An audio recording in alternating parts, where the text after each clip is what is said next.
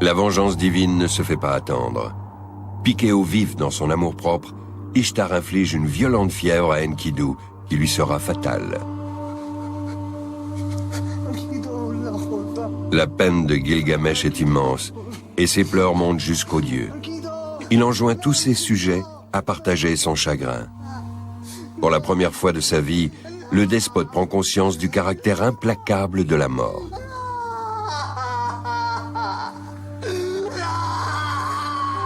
Pendant plusieurs jours, le roi désespéré veille auprès du défunt.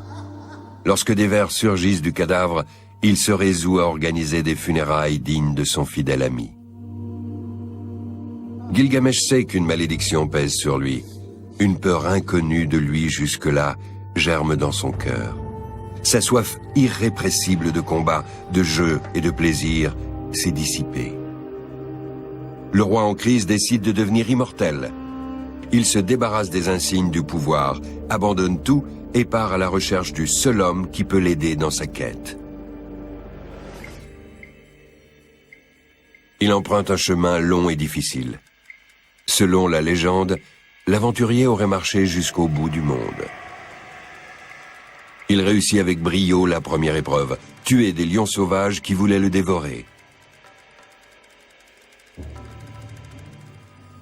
Il arrive enfin au mont Jumeau, à l'extrémité est de la Terre, là où le ciel repose.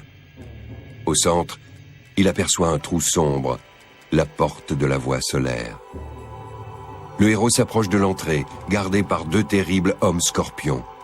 Aucun mortel n'a jamais emprunté la trajectoire de l'astre suprême.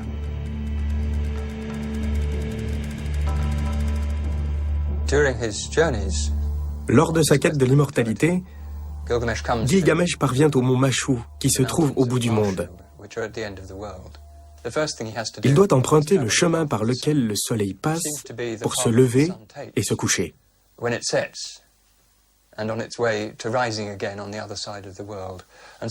Gilgamesh engage une course contre le soleil. Il doit traverser le tunnel avant que l'astre ne le rattrape et ne le réduise en cendres. C'est la première étape de son voyage au-delà du monde habité par les hommes. C'est la découverte d'un autre monde. Le royaume de Sumer se trouvait entre l'Euphrate et le Tigre. Les montagnes de l'Iran et du Liban marquaient les confins du monde. Un tunnel passait à travers chacun des deux plus hauts sommets. Le soleil se levait le matin à une extrémité et disparaissait le soir à l'autre. Au-dessus, les 7 cieux des dieux formaient une voûte. Sous terre, c'était le royaume des morts, un véritable monde parallèle. Plus profondément encore se trouvait l'océan d'eau douce qui alimentait les sources et les fleuves. Enfin, les eaux de la mort encerclaient tout l'univers connu. Pour l'époque, c'était une théorie visionnaire. 2000 ans plus tard, une tablette d'argile babylonienne traduit encore la même représentation du monde. Après avoir franchi les montagnes et vécu de nombreuses aventures, Gilgamesh atteint les rives des eaux de la mort. Le roi d'Uruk oblige le passeur à franchir les flots avec lui et à l'emmener sur une île. Un très vieux sage y habite, Utanapishtim, le seul humain qui soit devenu immortel.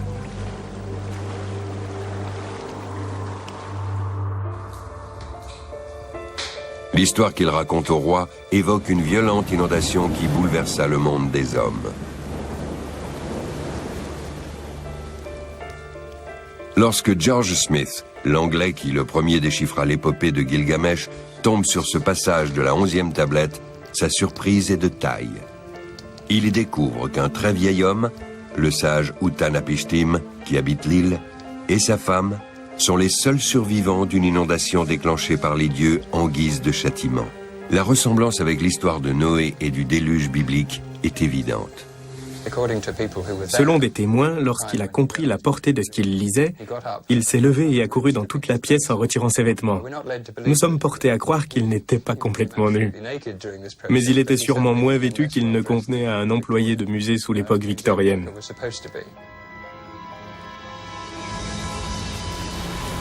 Certaines parties de l'épopée de Gilgamesh correspondent mot pour mot au déluge de l'Ancien Testament, dont on pensait qu'il avait été écrit bien plus tard. Ainsi le sage Utanapishtim dit à Gilgamesh: « Lorsque le 7e jour se leva, je pris une colombe et la lâchai.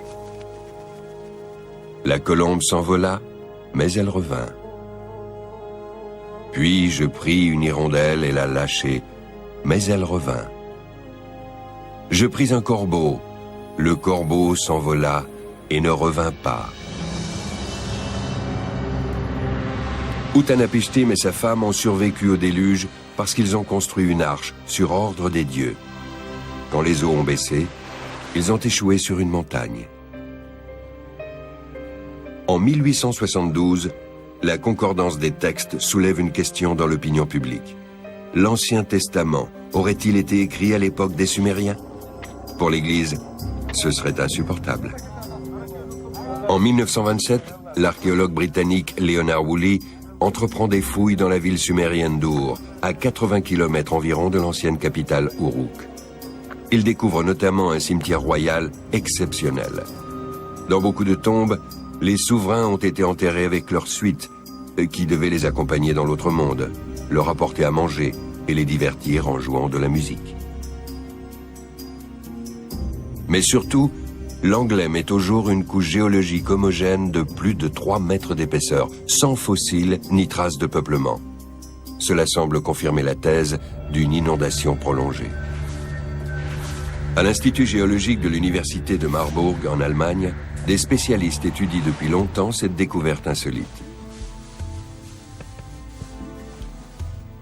En 2002, l'Allemand Helmut Bruckner a entrepris des fouilles sur le site d'Uruk.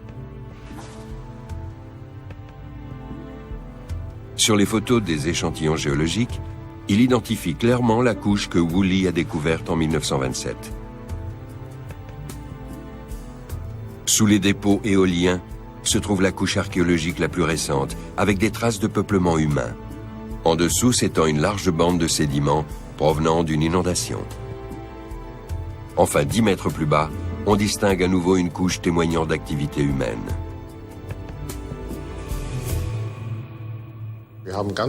Nous sommes descendus jusqu'à 17 mètres de profondeur, où nous avons trouvé ce sable très homogène, appelé sable des dunes.